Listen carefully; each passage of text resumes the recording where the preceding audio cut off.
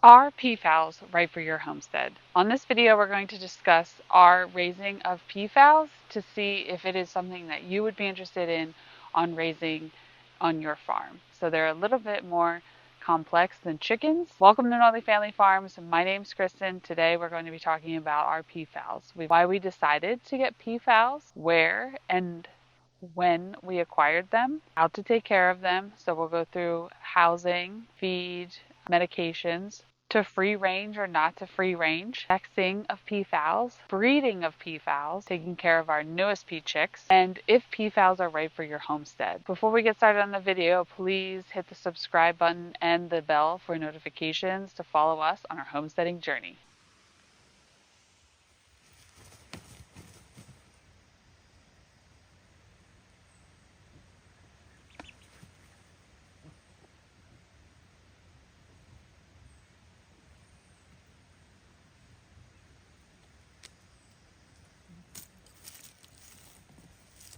So as you can see behind me, we have our peafowls right here. We have our peacock and our peahen. That's Bingo. That is the peahen is Blipina. Um, I'll get into why they're named that here shortly, but I just wanted to start with why we acquired peafowls for our homestead. Those of you who don't know or for watching this video for the first time, we homestead in the central mountains of Pennsylvania. So the area up here is very diverse in poisonous snakes, meaning that we have lots of rattlesnakes and copperheads and probably other poisonous snakes that I'm not really familiar with. So when we were getting our homestead situated, we thought of what are ways that we could do to protect our homestead from snakes. We do have a young child and a free range dog, and obviously some of our animals free range. And the closest hospital with antivenom to us is about an hour away. So we are very rural. And if someone was to get bit by a rattlesnake, it would probably be the most horrific experience that we've ever had. So we were coming up and thinking about ways to ensure that we could protect basically the general area in which we occupy on our homestead from these poisonous snakes. Research, we learned that peafowls are actually very instinctual on protecting and fighting snakes to the death. Peacocks are kind of native to India where there are tons of cobras and all types of snakes, and snakes will eat peafowl eggs. So peafowls have kind of developed this instinctual, territorial defense mechanism against snakes. So everything that we read online said that, peafowls are very territorial. They have a very large sound, which they do. They alert you when danger is close. It's a very loud, distinct call that they have, and they are very vocal about it. So we thought, okay, if we get peafowls, then we will have them patrolling basically for snakes, and we will be alerted of any danger. I haven't seen them kill a snake to death, and everything you read on the forums will say that they're actually not that good at killing snakes, but it's to be determined. But that is just basically the why that we got peafowls, and now I will go into the when and where. Where and when we acquired our peafowls. Last year, in the spring of 2023. Found them on a site called Birds Only, which lists birds for sale. So you can find very exotic birds. We found them from a peafowl breeder who was in the town over from us. She had two 8-week unsexed chicks that she was selling for $60 each, and they hatched February 22nd of 2023 and February 24th of 2023. I'm telling you how old they are because this is important when we talk about breeding later in the video. I've had numerous comments on Instagram saying that it was not possible for them to breed at such a young age, but they are wrong. I 100% am certain of the age of these birds. When you get a bird, you can get a peacock at the auction. You're not really sure how old they are. Male birds are going to be about 2 to 3 when they start to get their train. Obviously, the longer the train, the older they might be, like the more mature it is. In the earlier years, it might not be as full. But ours doesn't have a train. He's right there. Bingo. What I'm not certain about is if they're half siblings or full siblings. I'm not sure if they had the same mom or dad. I should have asked that to the breeder. I could probably reach out still and figure that out. That's going to be important when we talk about breeding. So how we took care of them as chicks, the experts, and when I say experts, I'm referring to Douglas Buffington, who is like the peacock god. People swear by his work. This is a book you can find on Amazon. I'll link it below. I think this is the second edition. He came out with a third edition. Groups on Facebook: Peacocks Only, Peacocks Unlimited, Peafowls Only.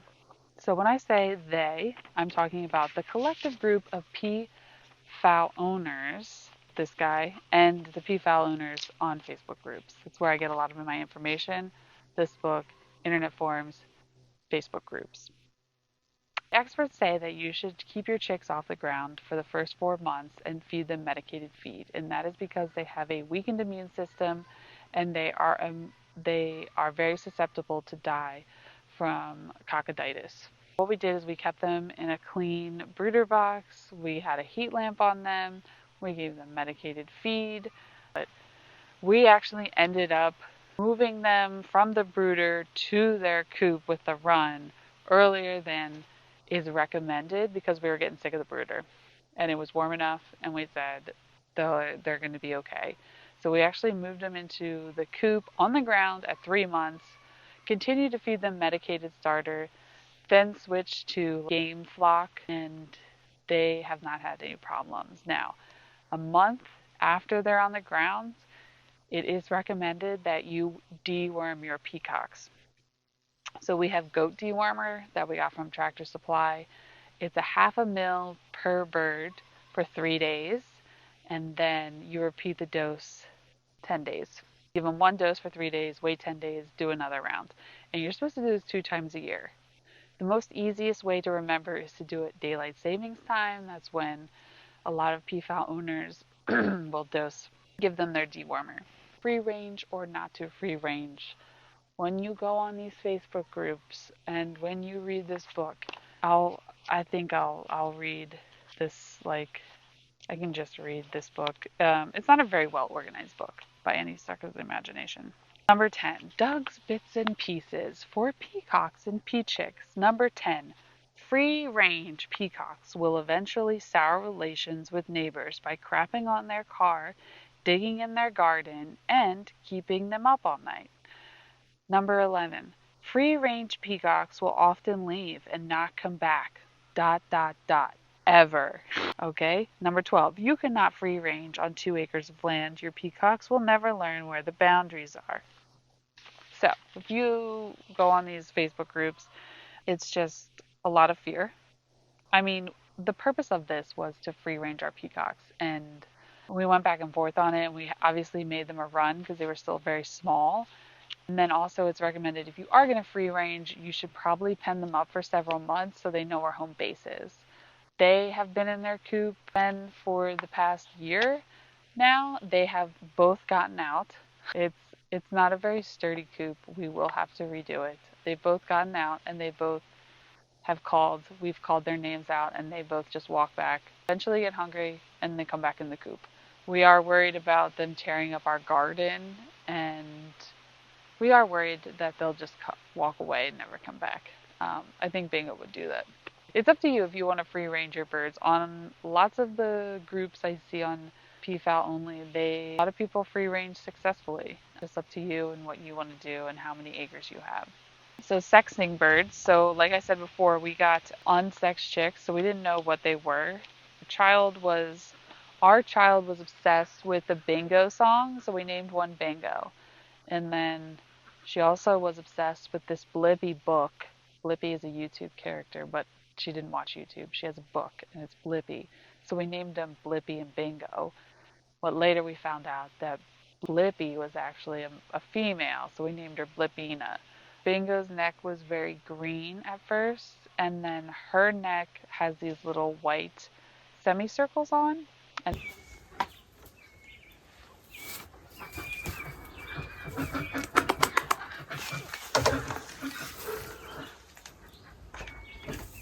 It didn't even come to us that they would potentially breed. One day, Hank witnessed them in the act. And so, of course, I go to the book, I go to the forums, and a lot of it is like, oh, well, they're not going to be fertile.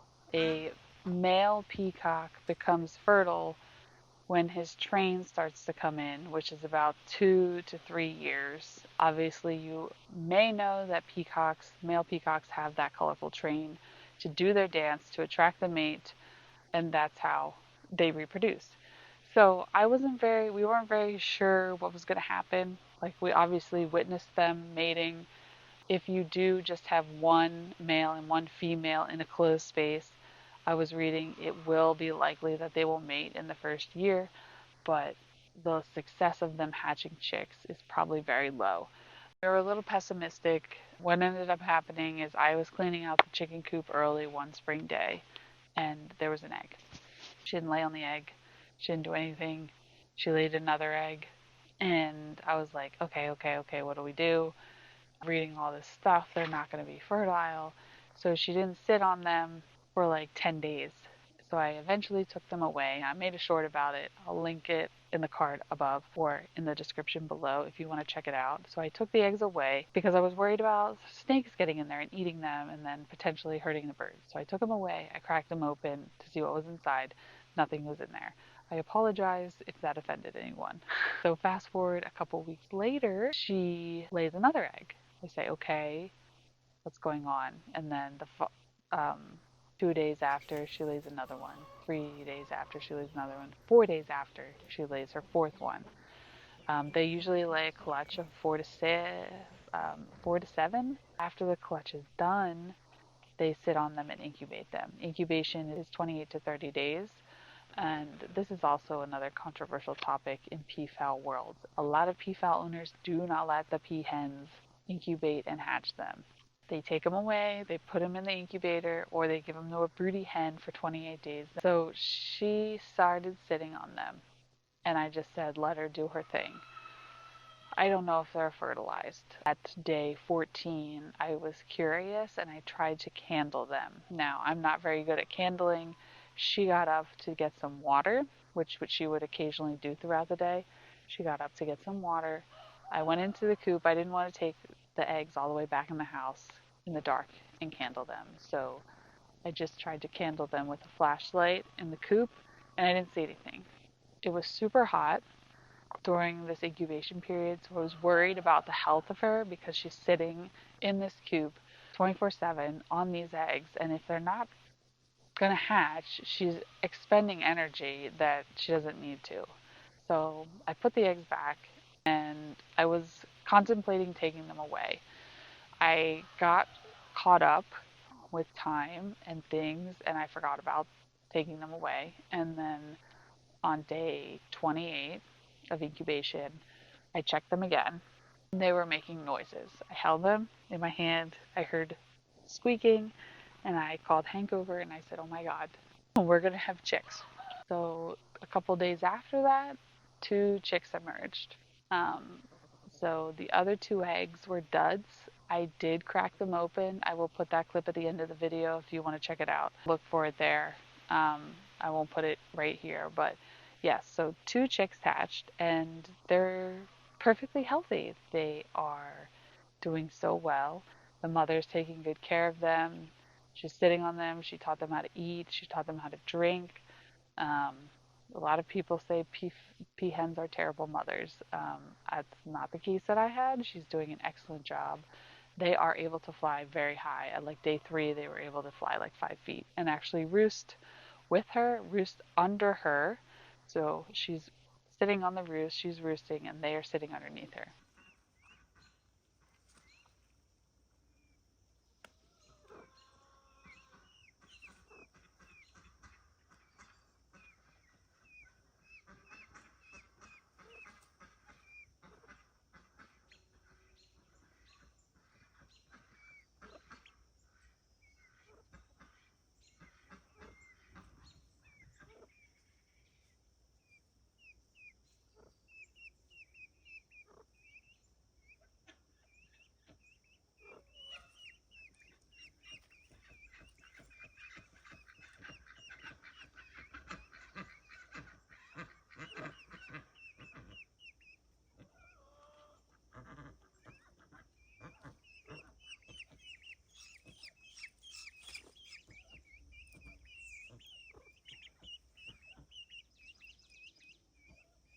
She's sitting on them. She taught them how to eat. She taught them how to drink. A lot of people say peahens are terrible mothers. That's not the case that I had. She's doing an excellent job. They are able to fly very high. At like day 3, they were able to fly like 5 feet and actually roost with her, roost under her. So she's sitting on the roost, she's roosting, and they are sitting underneath her, which is pretty cool to watch. We are feeding them medicated chick starter just to prevent death. They're eating it, so they're doing it, but they're also foraging on the ground. So, personally, for me, I think they're building natural immunity being on the ground. A lot of people don't approve of this. They think that they should be off the ground for the first 4 months. And then also, we were hesitant about leaving him in the same pen. The first couple of days he did peck at them, and since then he's been okay. So our peafowls are right for your home, your homestead, your farm. It depends. They don't really offer any benefit other than they're pretty. You can breed them if they are brother and sister. You're really not supposed to inbreed. You can line breed, meaning that the chicks can breed with the father or the mother. That's okay. But sibling to sibling isn't really okay. They might have some genetic disorders, which I'm not sure. I don't know. We probably will end up adding more if we're going to go the breeding route just to diversify the genetics. But other than that, you kind of need to have a big area for them to roam if you are going to free range. And then also, they are noisy. So if you have neighbors that are close by, it's probably not a good idea unless they're okay with it. Our neighbors are fairly close. They don't mind the noise, but other than that, we don't have any other problems. Another thing to consider is lifespan. So peacocks in the wild, peafowls in the wild can live up to 15 years, but in captivity, they have been able to live up to 40 years. So this is a commitment if you're going to do it. If you have harsh winters like us, they are tolerable. You just need a place for them to go into.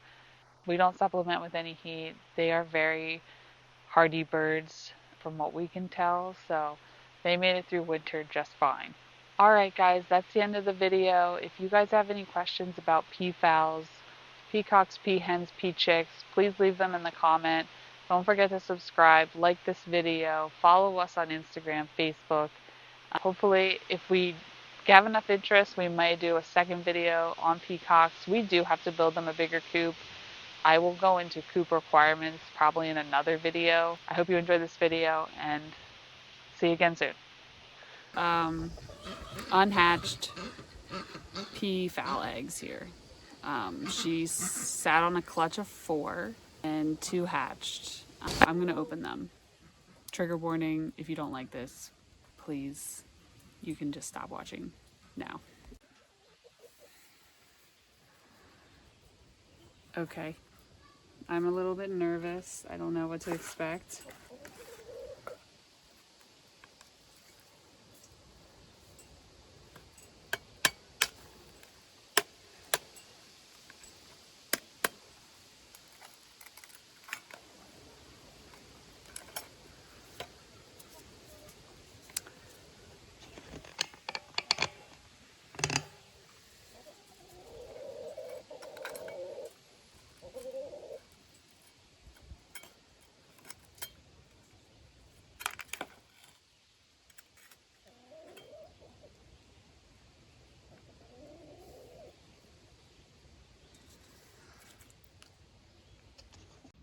So it appears that something started to develop. I should be wearing gloves.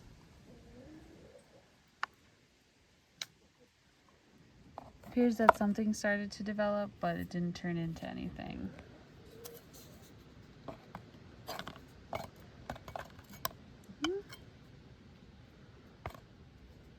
Yeah, I don't know.